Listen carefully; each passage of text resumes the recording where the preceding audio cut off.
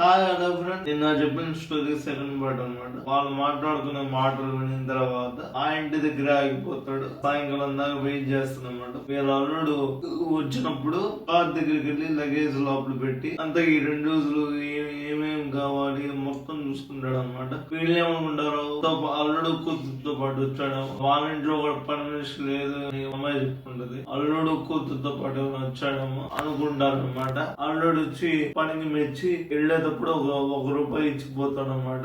ఈయనకేం అర్థం కాదు, అల్లుడు ఎందుకు డబ్బులు ఇస్తున్నాడు అనుకుంటాడు. బాగా వర్షం పడుతూ ఉంటది, వీళ్ళేమో గట్టు మీద నిల్చో ఉంటాడు. మామయ్య అత్తయ్య గారు వద్దామంటే కింద బుద్ధ ఉంటది, ఎక్కకుండా చేయకుండా చూస్తూ ఉంటారు అనమాట. మిగతా డబ్బులు మామయ్య గారు ఇస్తారు అనుకుంటారు. తర్వాత మామయ్య గారికి ఏమర్థం కాకపోతే 1 రూపాయి తీసుకొని వెళ్ళిపోతాడు అనమాట. ఇది తెలివి మంతుల పనికి పని దొరికింది, డబ్బులు వచ్చాయి, ఆయనకి మనిషి కూడా దొరికాడు ఆ 2 రోజుల వరకు. ఇది ఫ్రెండ్స్ స్టోరీ. కొత్త స్టోరీతో మీ ముందుకు వస్తాను ఫ్రెండ్స్. లైక్ చేయండి, షేర్ చేయండి, సబ్స్క్రైబ్ చేయండి.